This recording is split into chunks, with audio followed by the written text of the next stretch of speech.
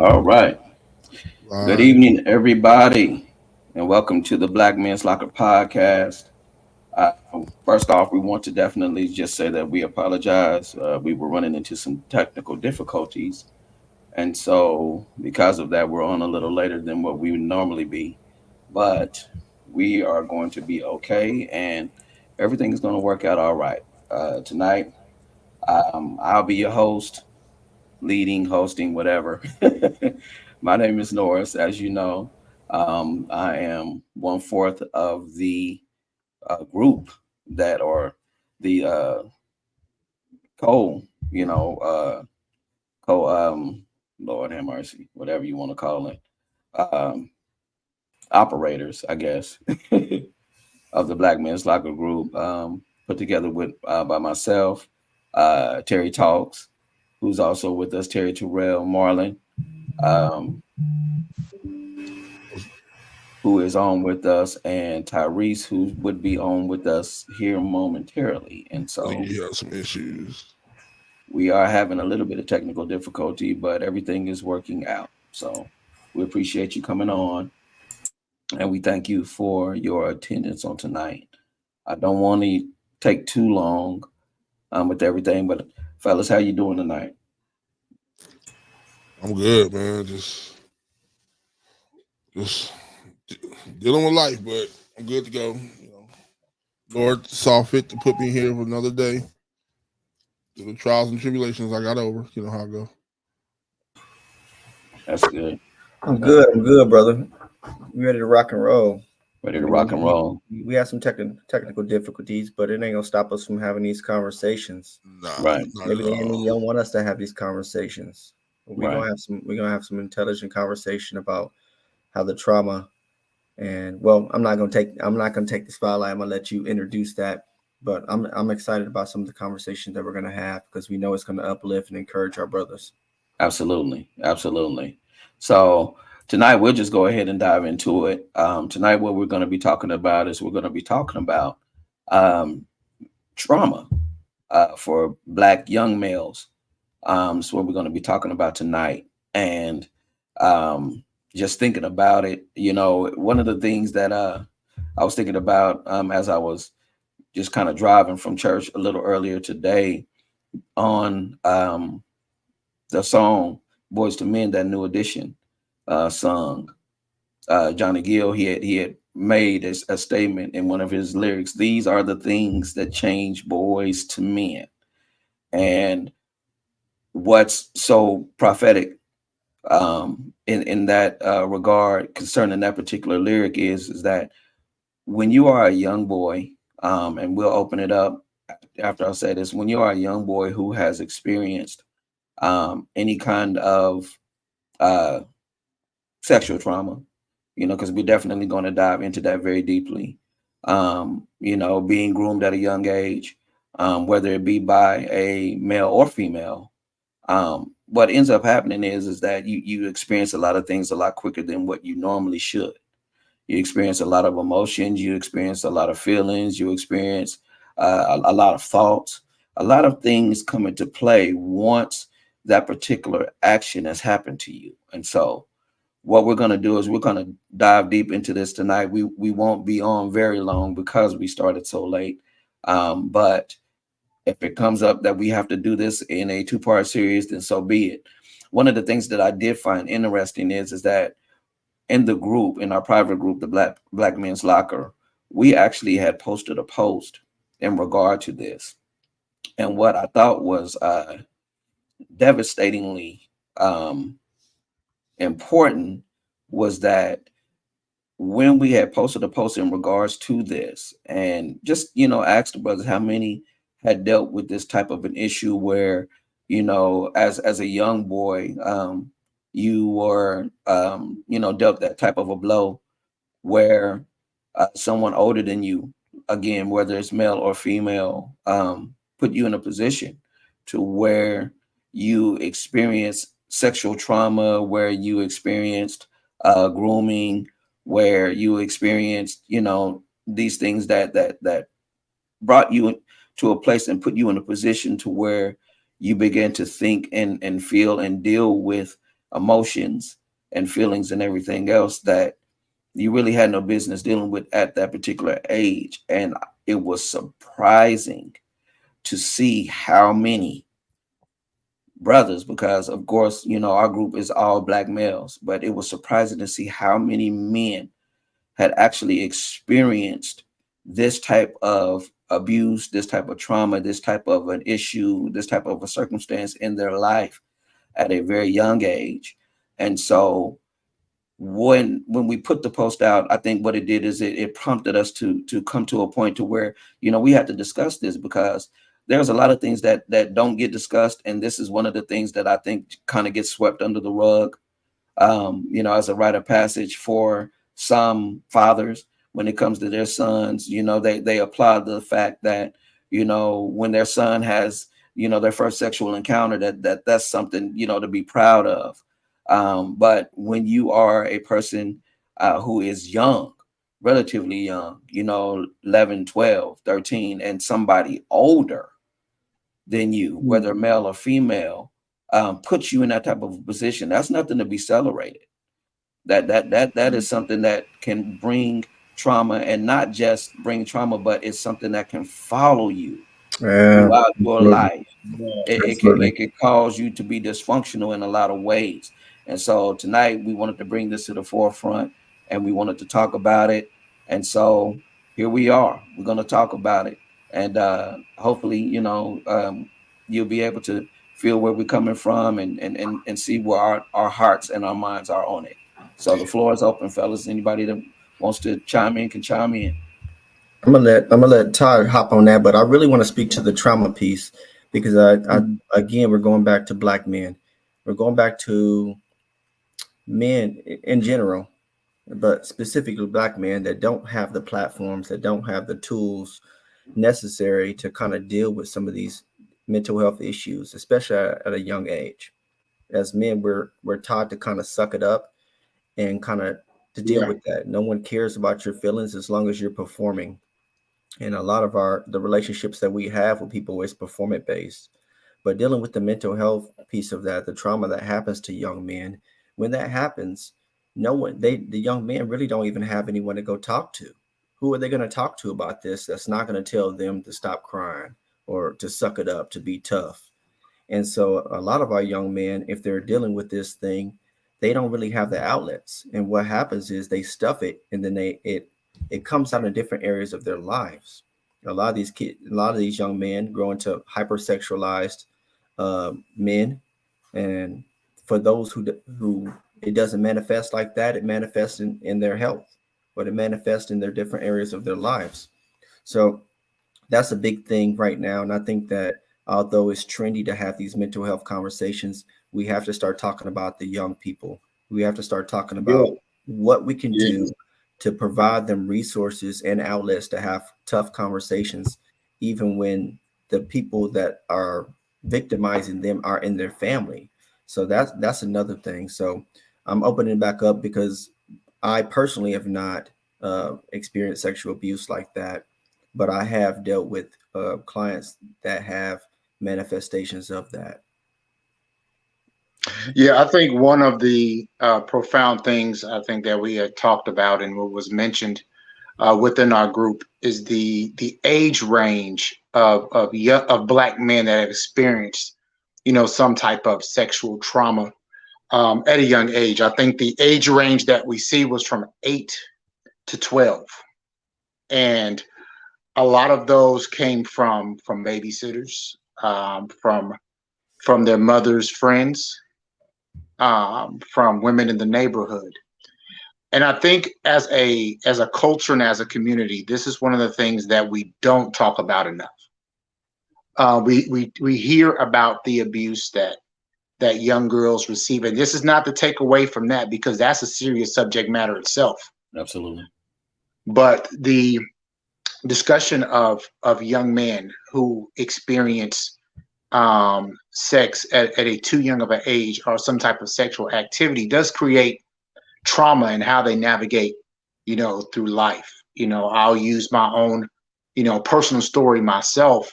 At the age of 12, was the first time my hands touched on a woman that was older than me. There were things that I was coached into doing, things that I've shown that I didn't even know. But the crazy part of is how the manipulation began was, you're a big boy now. Don't you want to be a grown man? This is what grown men do. Right. But guess what? Don't tell nobody, because grown men don't speak. Grown men keep secrets. And what that did was, at a young age, I didn't understand, I didn't know.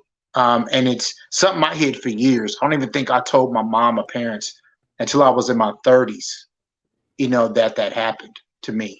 But what it did was it created my outlook on relationships at a young age. So here I am going through high school, through middle school, we was boys, you know how we was in high school. But it gave me that perception of that's what attention and what relationship was about. That's what I thought what attention and love was from a woman, that it was some type of physical touch or some type of physical act. And this is me in middle school. This is me through high school. And this is something that we want and need to talk about as a community, because as we said within our group, a lot of the men that spoke up, I thought it was maybe going to be a few or, a handful. It was a large number of Black men who experienced sexual trauma between the ages of 8 and 12. And a lot of them are just now speaking up about it. And I applaud them for that. Right. I applaud them for being open.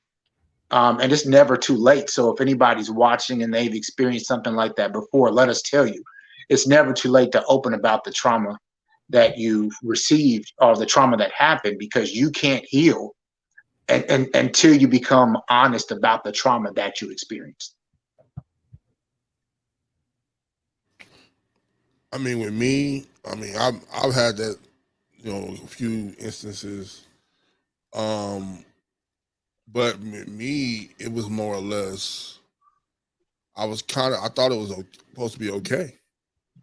Wow. I mean, you got to think about the 90s and the 80s, anytime before, really before the whole R. Kelly thing blew up and when it really became taboo.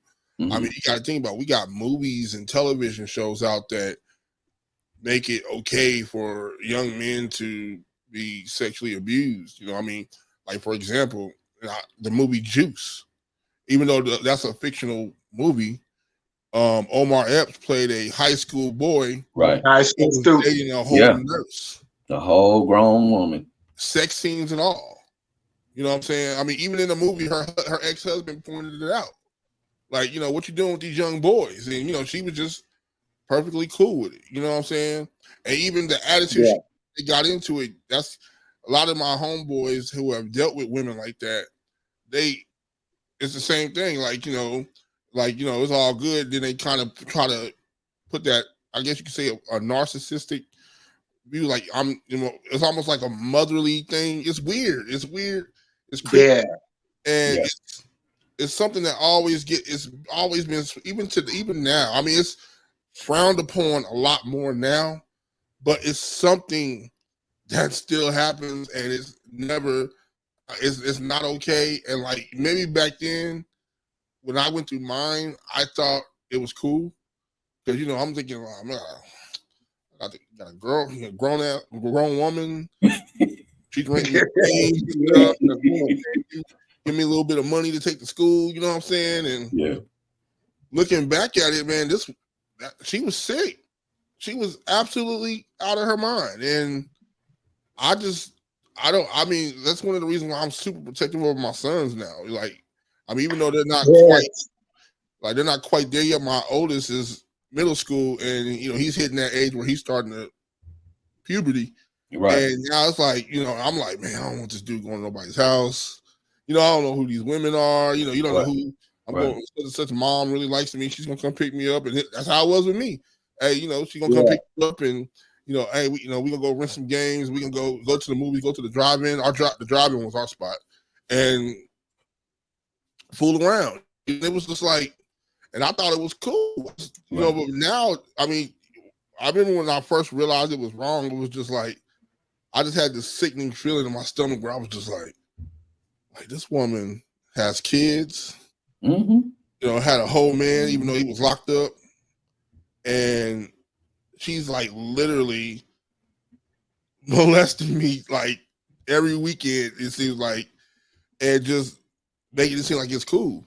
You know what I'm saying? I'm like 15 years old. I'm like really thinking that I'm doing something, and I was literally being traumatized, and it's crazy out here, you know. But I say the media plays a lot into that. A lot. I'd say the media plays a lot. So I would say, Marlon, first, I applaud you, man, for really speaking your truth. You know, sometimes as Black men, it's really hard for us, you know, to be open and honest and speak our truth. So one, I want to applaud you, you know what I'm saying, from brother to brother, you know what I'm saying, for being open and honest about what you experienced. And one of the things that it definitely created with me was a fear of rejection, but also the protection, you know, mindset. You know, I was very protective over my brother, very protective over my sister, overly protective. You know, when I go back and look, I was ready to put hands on somebody if they crossed my brother and my sister wrong. But when I became a father, when it comes to my daughters, my son, it was hard. And it wasn't until I actually went through therapy and spoke to a therapist, you know, years back. And it was bad, man, because like my son, I was very, very protective over my son. You know, we'll be in a restaurant sitting down and he'll say, Dad, I got to go to the restroom. But I'm sitting here looking back, you know, watching. I'm like, man, he's taking too long. What's going on? What's happening? And, you know, my son's at the age he had definitely, you know, he was probably 10, 11 at the time. You know, he could definitely go to the bathroom by himself. But that fear, that worry, that, you know, what if what happened to me was to happen to him? You know, and I became very protective over my son. So you're right, Marlon, as we entered fatherhood, that strong protective gene, you know, kicked in. And it's sometimes our kids are probably wondering why we were overprotective. And that's, you know, never a story we would probably want to share with them. But that's the reason why. Man, that's huge.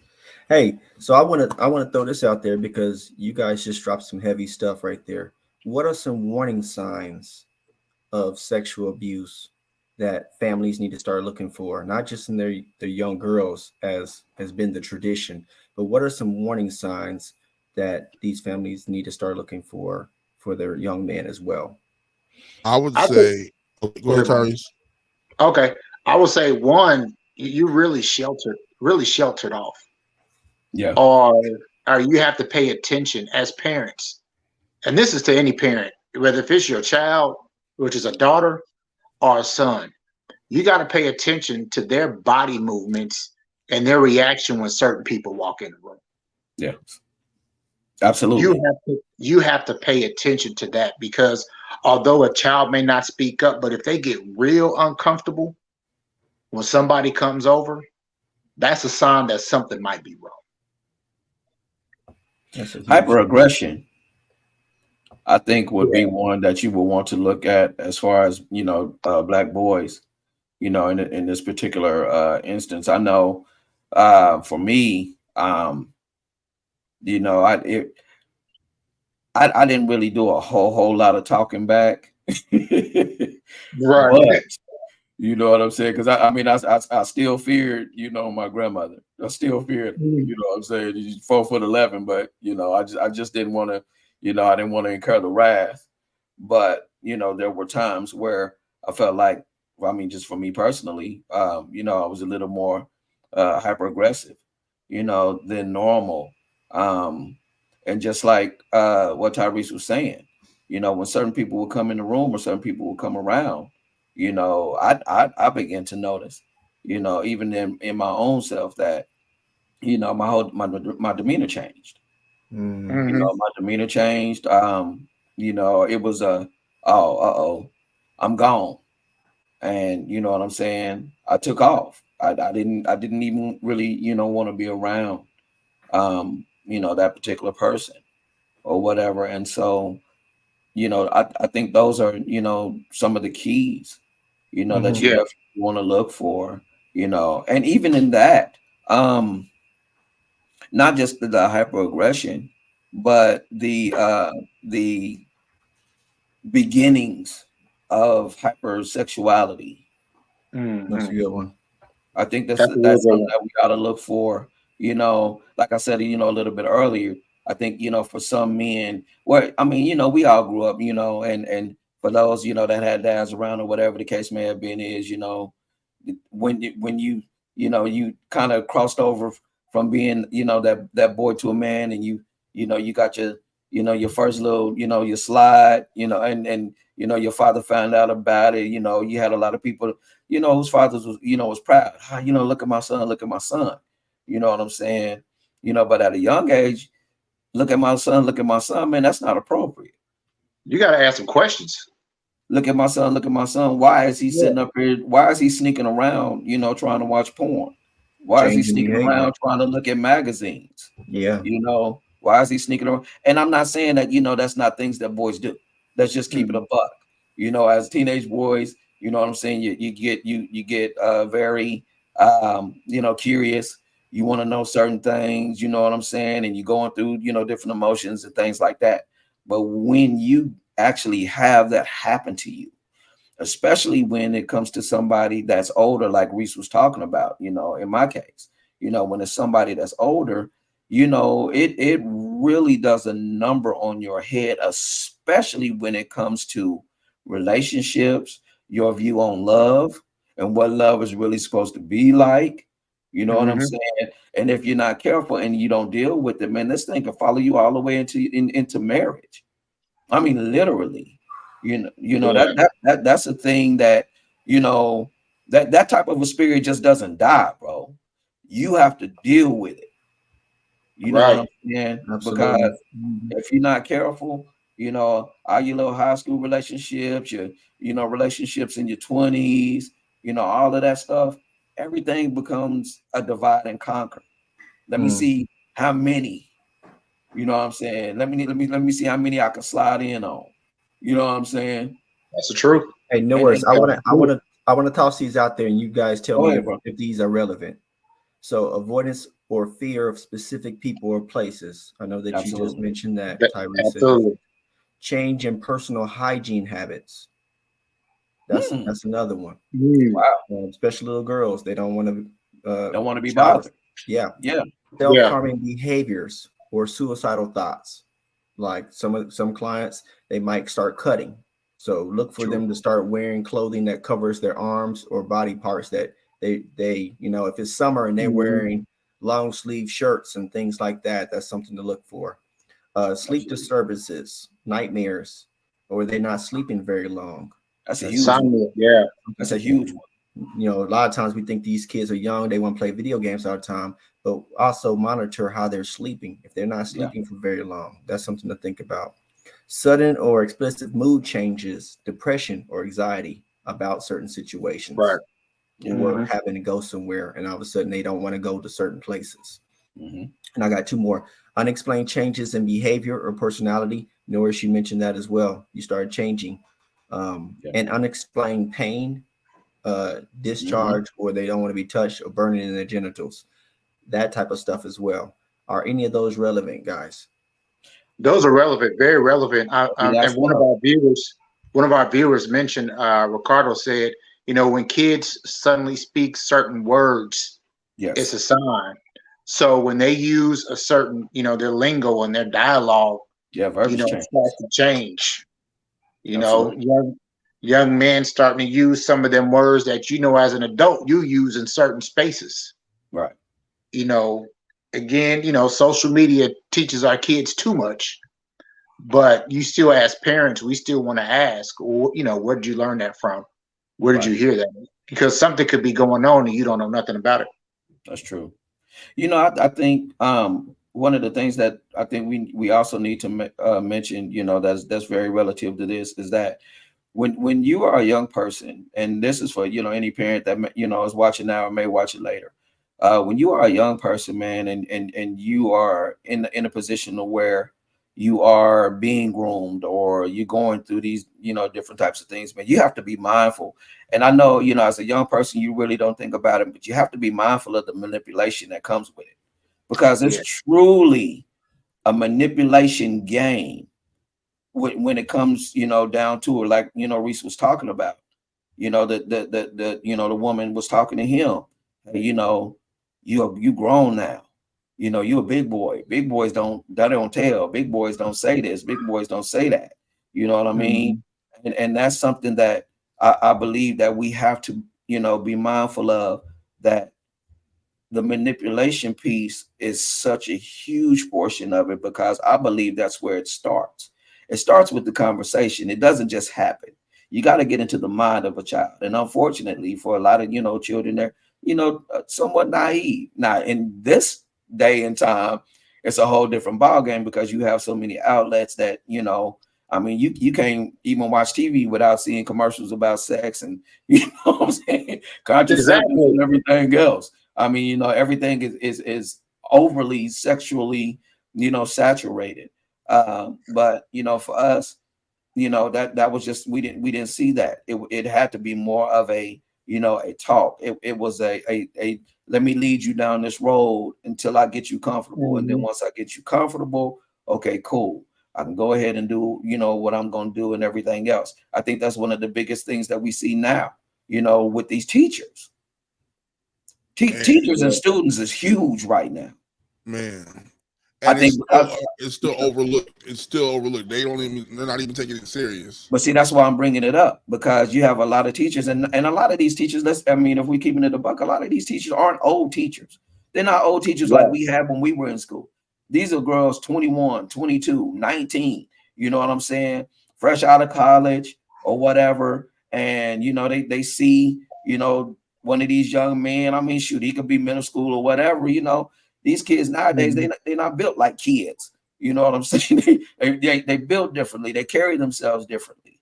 You know, things like that. And so, you know, you see these teachers running around here, you know, doing the most. And before you know it, I mean, you hear it on the news all the time. You know, this teacher was caught with this student, you know, and this and that and the third. And I mean, and it's crazy, but it all starts with conversation. We need to teach these kids how to guard their ear gates and learn. Hey, when certain things, man, is being said and they triggering you in a certain way, you need to run for the hills. Right. And I agree with you on that notion that we need to teach these kids. And I think a lot of times parents can be very naive to the fact, well, not my child. Nah, that can be your very well be your child. Be your child. So you have to take the time to inspect. You know, it's not about, you know, these kids claim they want their privacy. Well, as long as you under my roof, ain't no privacy. I'm gonna know what's going on. You know, you have parents, you have to do those cell phone inspections. Yeah. You know, to figure out, you know, what's going on. So we can't be naive. And as parents, and this is a whole nother subject, because I know the teachers be complaining about it, but as parents, we have to be invested in our children's day-to-day life. Absolutely. We have to know what's going on. Like, I remember, real talk, I remember growing up, my mom knew who my friends were. Easily. My mom knew who my friends were in the neighborhood. My dad knew. Now, parents, I give you this thought. Do you know who your child's friends are, or who they call friend? That's a good question. If you don't know, that's a problem. Like, when I grew up, my mama wouldn't let me stay at everybody's house. I'm telling you. Especially if she didn't know their parents. And then there was a rule. It wasn't just about who the student was that I was friends with, but who are the siblings? Yeah, it was the siblings. And I remember I didn't stay the night over any friend's house that had an older sister. Now, as a child, I questioned, why was that? You know, I get mad, like, Mom, I'm just going over my friend, man. But now, as a parent, as I look, I understand why. Right. Makes sense, don't it? Yep. Yeah. So I wanted to drop something else because we got some good conversation going. And one of the questions I wanted to ask was, how do you, as a parent, because we brought the parents up, and in my experience, when having conversations with kids who have conveyed that, and the first thing that is asked is, why didn't you tell anybody? And sometimes the kids say, I did tell my mom, I did tell my dad, I did tell my uncle, and they didn't believe me. Now that's the problem. And then there's another flip side of that is, that's major. As a parent, when that is, when they tell you this, there is a certain guilt that comes because you feel like you might not have protected your child like you should have, or you might not have listened to them. So I guess the question that I want to throw out there is, how can you be supportive to someone who has been sexually abused? How can you be supportive to your child who has been sexually abused? Fortunately for me, that hasn't happened. Well, you know what? I take that back. It did happen. I'm not really ready to discuss that.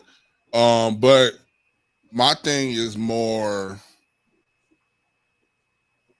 I have a motto: believe the victim, investigate the issue.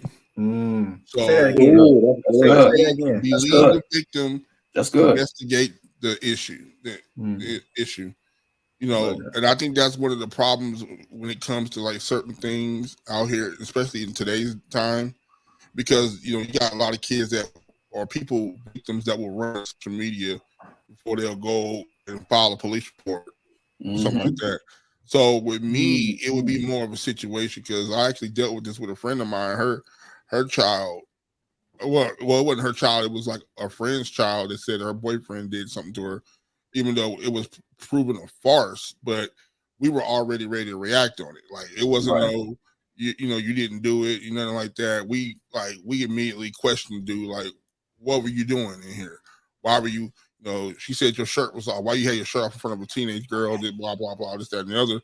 And even though it was proven a farce, the girl was just trying to get some attention. It came out later on, but at the same time, it was a situation where we didn't just totally dismiss it. I think that was more back in the day, because I think especially when it came to like family members, because let's be real, nobody wants to believe that their sister is touching on their kid or their brother is touching on their kid, especially with no evidence. You know what I'm saying? Like no one wants to believe it. Everyone wants to act, nonchalant until they actually see it. Then once they see it for their own self, then it's an issue.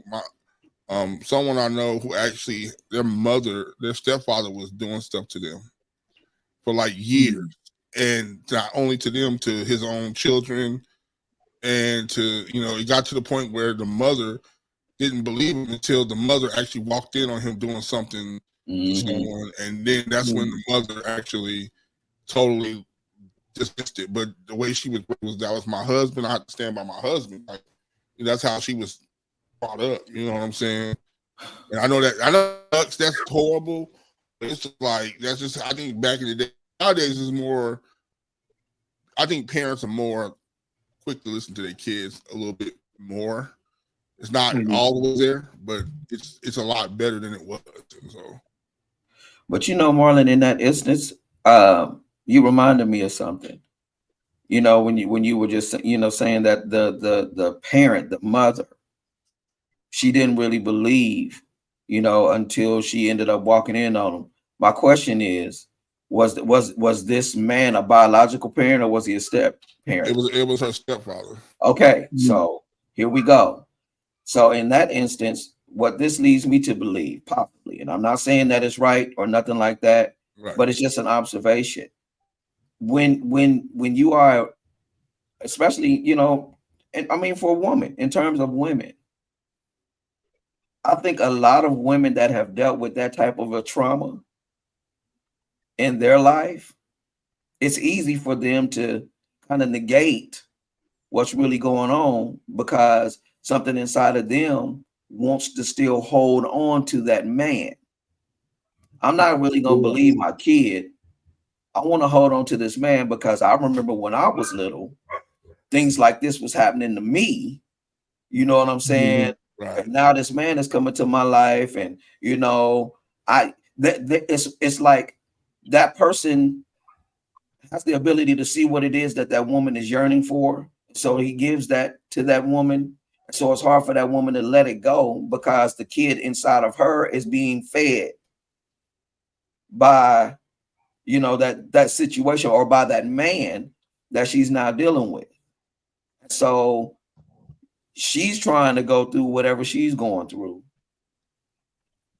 He's doing something to this child. I don't really want to believe it.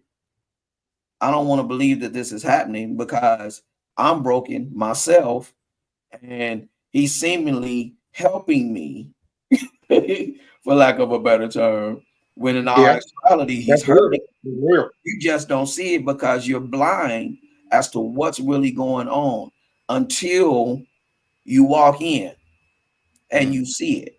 My thing is this: while we do have children that may make false claims, like you were talking about, Marlon, the young lady, that had said something was going on and nothing was going on.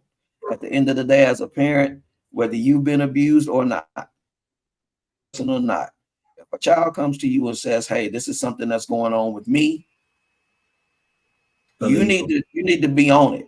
Believe them. Believe them. Listen to them. Believe them. This isn't a situation where you're innocent until proven guilty. Right. It's the reverse. This is a situation where you're guilty until you're proven innocent.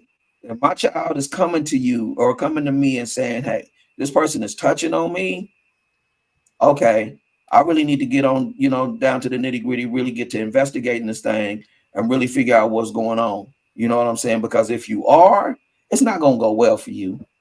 But if you're not at all, then I need to deal with my child and see why in the world will my child come up with such a story? Because in today's society, allegations like that, I mean, we're seeing it right now with spiritual leaders and everything else.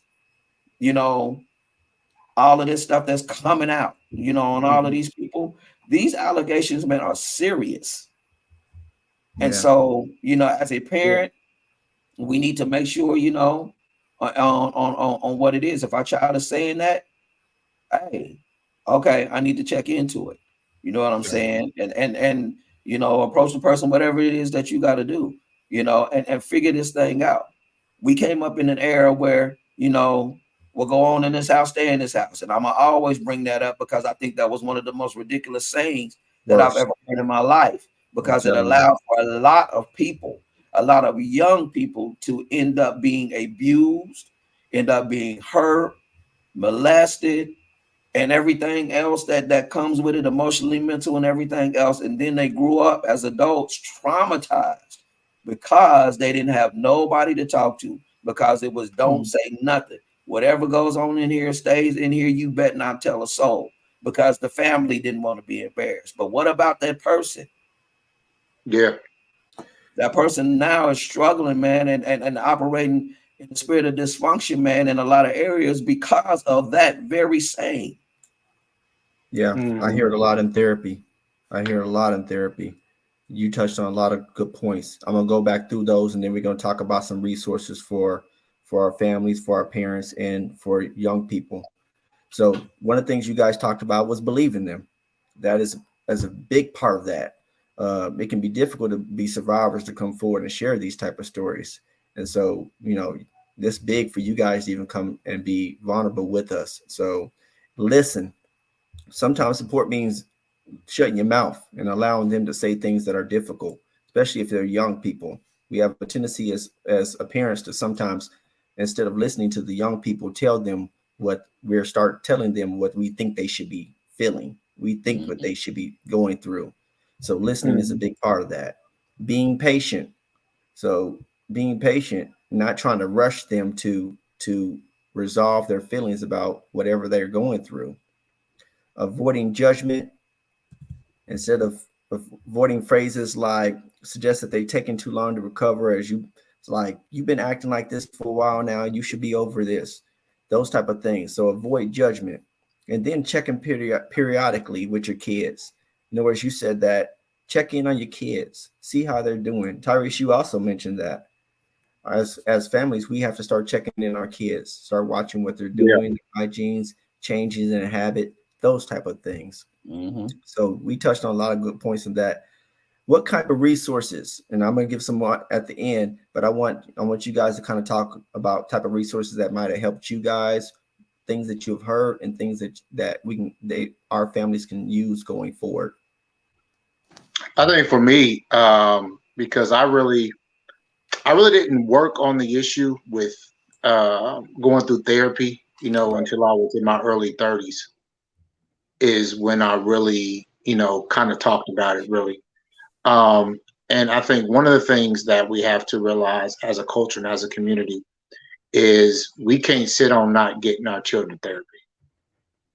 When they are going or dealing with something, we have to act and find the resources for them, because as parents, we can think we know everything and think we know what we need to do. And like you said something just a few moments ago, why are you still dealing with this? We cannot rush healing. We cannot rush a child healing from any trauma that they've experienced. So to answer your question, the thing that I did was therapy. And, right now, I had to use, resources or look online to find therapy. And if there's a lot of options out there. You have Spring Health, you have Psychology Today that allows you to find child therapists, so you can actually filter out and just select, child or children. Then you can find someone that specializes in trauma in children, because it's very important. You want them to be with someone that's going to help them walk through that process. And a lot of times, parents, you may ask, well, why would my child not feel comfortable talking to me about that? A lot of times it's fear. Absolutely. Fear of embarrassment. Absolutely. Fear that the wrath or the anger may come from the parent, so they shelter and they hold those things in, so they don't want to be open about that. So parents, if you discover that your child has gone through that, the first thing that you need to jump on is getting in therapy. Yeah. And I would piggyback on that one, man, and say the same. And I think one of the things in terms of fear for children is it's hard for a child to tell somebody that somebody in their family was a perpetrator. Yeah. Not saying that this happens all the time, because it's not always a family member, but just in that particular instance, it's hard for a child to tell their mother, that, hey, my cousin, did this, or my uncle did this, or for, young ladies, hey, my uncle did this, or, my dad, or whatever the case may be is. And so the fear of exposing a relative and the backlash that's going to come with it, because it'll be major. Yeah. I don't want to be the person to, bring something to our family that makes our, that messes our family up, or whatever the case may be is, you know what I'm saying? Mm-hmm. And as a young person, that's something that you really think about. I don't want to mess up the family. I don't want to make, I don't want to break the family up. I don't want to do this and do that. But a lot of the times, man, those people are sick and they need help. And if nobody says anything, my wife says it all the time, man, if nothing changes, nothing changes. If nobody says anything, right, this could be a perpetual cycle. Yeah. You know what I'm saying? And he won't just get you. He'll get you, your little brother, he'll get your little cousin, whatever the case is, man. And it continues. So in that instance, I said that, but to answer your question, I think therapy is definitely important, but I also believe, man, that you got to have a strong support system within the family. Amen. And I know that that's not for everybody. It doesn't always happen like that, man. I mean, if we just being honest, but if there is a way, to be able to garner a strong support system within the family, I think that that's something, that's helpful. You know, like I said, I mean, just, growing up, you just didn't say certain things. You know what I mean? I use my mom for an example, and I've told you guys about it already. You already know. And there are some people that already know. I was a product of a relationship that was non-consensual. And my wife, I mean my not my wife, but my mother, was not of age when this happened. And so what I was able to see throughout the years is not how it affected her, but how it affected our relationship, which is a whole nother dynamic that we haven't even touched. Wow. But I noticed how it affected our relationship to a point where, how can I put this?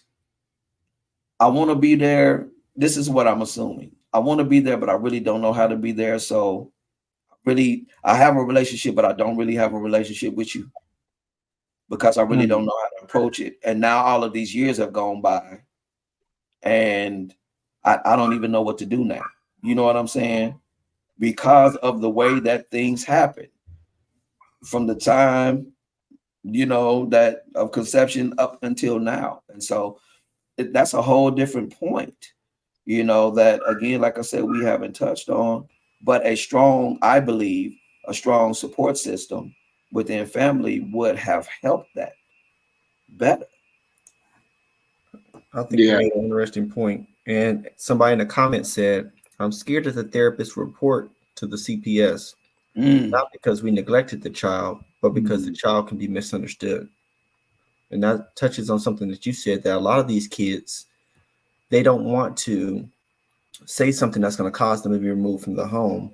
Right. And then there are the group of kids that have said something and it has gotten them in trouble because somebody has reported that, or a teacher has come back and said, hey, well, your son or daughter has said X, Y, Z, and they may not report it to CPS, but it's caused some issues at home.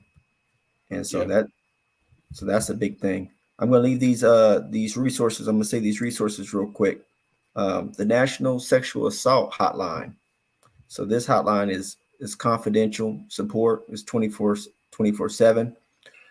It's 1-800-656-HOPE, which is 4673. There's the Rape and Abuse and Incest National Hotline. The abbreviations is RAIN. This organization provides a variety of resources for survivors for sexual abuse, including a hotline, an online chat, and information about local resources. So no matter where you're at, you can probably find some information. There's the National Sexual Violence Resource Center. This organization provides information and resources for survivors of sexual abuse. So including where you can get help, what you can do, and resources for healing from sexual abuse. We already talked about two of those, which is therapy, and a huge one is finding good support system. Right. There's another one, Stop It Now. This organization provides resources and support for adults who have experienced sexual abuse as children. So that's one piece that we've talked about, the abuse that happens as kids. But when you become an adult and those wounds have never healed, this is a resource for that as well. And the last one is the Survivors Trust, which is an organization that provides information and resources for survivors of rape and sexual abuse. I think this has 2 different countries that it has resources in. So those are just a few, but you definitely want to talk to somebody about this. This is something that always gets swept under the rug. And when you're talking about men, there's not very many platforms that we have available that we can have conversations about. And that's why I love what we're doing in the Black Men's Locker, is we're providing support, we're uplifting each other, and we're providing a platform that allows brothers to be vulnerable with each other and not be judgmental and tear each other down. Absolutely. And I think there's one point that I was trying to think of while we were talking, and we have to everything that we see because we see it on social media. It's not funny. What I mean by that is young women dancing on young boys, because that technically is a form of sexual abuse. Because if you think about it, if a grown man was to do that to a young woman, that's standard. We already know what's going to happen, right? That's standard. So we have to. There's nothing funny about that. There's nothing cute about that. About a young adult woman twerking on a young boy, because we see the little videos and all this stuff like that. That stuff is unacceptable. So this is something as a culture that we really have to take serious. Absolutely. The Quan in the comments, he says being an advocate and survivor of sexual abuse, fear, and not being believed was definitely a factor, which is something that, you know, I think we can all agree on. But there was a question that Jan Tonlinson had put into place, or it might be Jan. How can we as fathers gain the right tools to heal our child through traumas? As fathers, what kind of tools can we gain,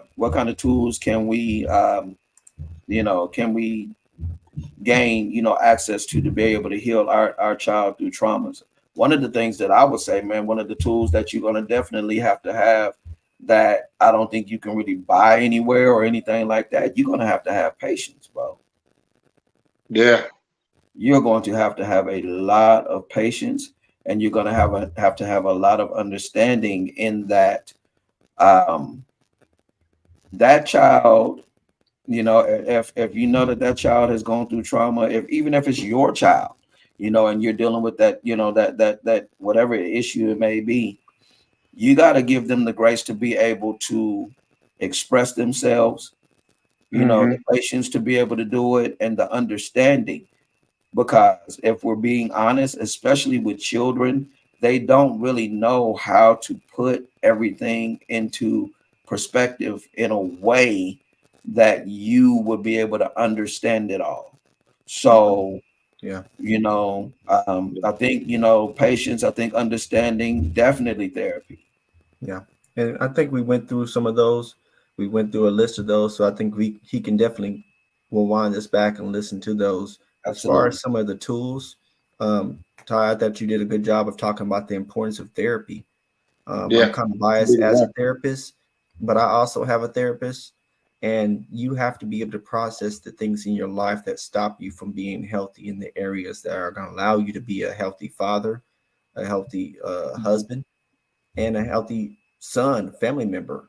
You have to process those areas of your life, and you sweeping on those things under the rug, hoping that just a conversation with your boys is going to be sufficient enough to allow you to kind of keep going on and regulate yourself, is not going to fly. But I'm happy about what we're doing, is because we're allowing these type of conversations to become more normal. So I'm excited about it. Absolutely. Yeah, absolutely. Absolutely. Well, I think that we've I don't want to say sufficiently covered this particular topic, but I think that we did get a good start on the topic, and giving out some really good information, helpful information. Of course, these are our perspectives, and our thoughts on things, and we know that everybody's not going to agree with us, and that's okay. We can all agree to disagree. But one thing that I do believe, beyond a shadow of a doubt, is that at the end of the day, what we don't want to see is, we don't want to see our young people being groomed. We don't want to see our young people being abused. We don't want to see them being taken advantage of. We have to be mindful as parents, and just people in the community. Some of us may not have children, but we know somebody that has children. I mean, let's just be honest. We know somebody that has children. And so, what we want to do is, we want to make sure that we're advocating for these children, because a lot of them, they don't really know what to do. And unfortunately, in this particular day and time, they may not have that support system or person or people that they can talk to. I mean, we know that, especially nowadays with young people, it's alarming how, they're taking themselves out of here as young, preteens and teenagers. I mean, you really literally not just contemplating suicide, but you are going all the way. And so, we want to, we want to be ones to say, especially here in Wichita, there, in Georgia, with Reese, if you have a child, especially a young boy that is needing some help or needing somebody to talk to, and for whatever reason you don't feel like you can talk to them, hey, we are here. That's I believe part of our mission and what we want to do. We want to be able to provide some type of insight, some type of information, and and be a help. We want to be a help because at the end of the day, we know what we've all gone through in our own individual lives, and what we want to do is we don't only just want to protect Black men, but we want to protect our Black boys that we would hope at some point grows up, and becomes. Yes. Because I think I'll say one thing just to bring to attention, because I was trying to find it while we were talking. It's important that as parents we understand how possible this may be, and really according to the children and teen statistics, 1 in 9 girls and 1 in 20 boys under the age of 16 have possibly experienced abuse. Wow. And those are only the reported ones. Those are only the reported ones. The reported ones. Because we know a lot of them. Yeah. So it's possible. So we have to, like you said, Norris, do our due diligence, as parents to be there for our children, to make sure we're having those conversations about abuse. And it's an ongoing conversation. It's not just a one-time conversation. We have to ask those questions just to make sure our children aren't being taken advantage of. And as fathers, and this is a challenge to every father out there, whether it's your son or daughter, ask those questions. Have they been touched on by a man or woman? You have to be specific with those questions. It can seem embarrassing, but you have to ask those questions just to protect your child. Absolutely. Well, if no one else has anything to say, we'll close out here. I do want to put in a plug. You sounded like a preacher. I thought you were about to say all mine's clear. No, I'm not gonna. Well, I mean, I am, but Well, what I want to do is I want to put in a plug. Amen. The Black Men's Locker and the Center presents the Rise of the 300 Men's Conference. Woo! Yeah. The last weekend of February 23rd through the 25th. This year, next month, we are going in. We have a dynamic set of speakers, and we are working diligently to put together a very, very, very good, very informative, very powerful weekend for Black men. So I want to plug that. Mothers, sisters, ladies, whomever, aunties, co-workers. One of the greatest things that you can do is you can purchase a ticket for your young nephew, your young son, your young brother, older person, whoever, uncle, to attend this conference. If you go to the Black Men's Locker page, you will be able to find a link for Eventbrite, and you can purchase your tickets there. $15, a $15 investment for a whole weekend of very valid, very powerful information that is going to be transformative. Is not a big seed at all to pay. Not at all. It's a drop in the bucket for what they're going to get. So we definitely want to make sure that you all have the information. Again, go to the Black Men's Locker Facebook page. You can go to my personal page, any of our personal page, Terry Terrell or Terry Talks. Norris Henderson, Marlon Pittman, Tyrese Lawless, and we're always posting things in regards to this conference. But we want to invite all of the brothers, any brother that will watch this live, or any woman that will watch this live. Yes. Tell your son, uncle, brother, nephew, cousin, dad, whoever, get to this conference. This is going to be a very powerful, very testosterone driven, very testosterone driven conference for Black men. And we're excited. We're excited. It's our first conference, but it won't be our last. And like I said, the speakers are going to be dynamic. So you want to make sure that you are in the place. Again, February 23rd to the 25th this year, the Black Men's Locker and the Center present the Rise of the 300 Men's Conference. So we hope to see you all there. Anybody have anything to say? If not, it's a go, y'all. It's a go. It's a go. It's a go. Doors are open. It's a go. Well, we want to thank you all for coming on and you know, joining in with us today again. You know, once again, we definitely want to apologize, you know, for our lateness on this particular live. You know, technical issues are technical issues. You know, some things you just can't get around. As long as you're dealing with technology, you know, things will always happen. But we would definitely make our due diligence to, you know, to make sure that, you know, we don't have this again. And hey, you know, look out for us. Look out for us. We'll be posting again, you know, the next date and time very, very, very soon as to when we would join, you know, together and for our podcast. So we appreciate you all coming out. Thank you. And thank you. You guys be blessed. Have a great week.